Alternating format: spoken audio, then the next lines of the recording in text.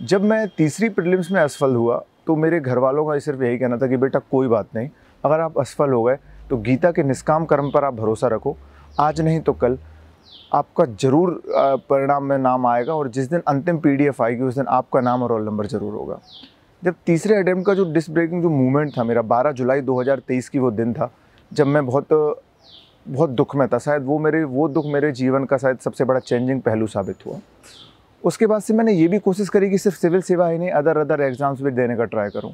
आप यकीन मानिए जब समय आपका सही नहीं चल रहा हो और आपकी मेहनत भी सही नहीं चल रही हो तो कहीं ना कहीं बहुत असफलताएं आपको देखने मिलती है।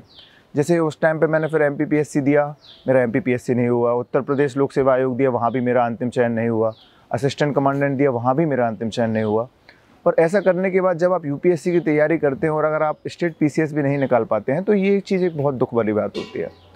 जब मैं तीसरी प्रीलिम्स में असफल हुआ तो मेरे घर वालों का सिर्फ यही कहना था कि बेटा कोई बात नहीं, अगर आप असफल हो गए तो गीता के निष्काम कर्म पर आप भरोसा रखो, आज नहीं तो कल आपका ज़रूर परिणाम में नाम आएगा और जिस दिन अंतिम पीडीएफ आएगी उस दिन आपका नाम और रोल नंबर ज़रूर होगा। जब तीसरे अटेम्प्ट का जो डिस्क ब्रेकिंग जो मूवमेंट था मेरा 12 जुलाई 2023 की वो दिन था जब मैं बहुत दुख में था। शायद वो दुख मेरे जीवन का शायद सबसे बड़ा चेंजिंग पहलू साबित हुआ।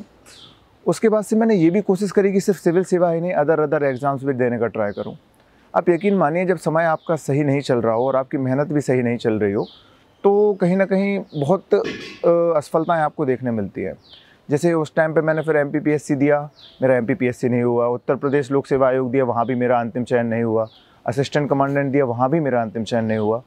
और ऐसा करने के बाद जब आप यूपीएससी की तैयारी करते हैं और अगर आप स्टेट पीसीएस भी नहीं निकाल पाते हैं तो ये चीज़ एक बहुत दुख वाली बात होती है।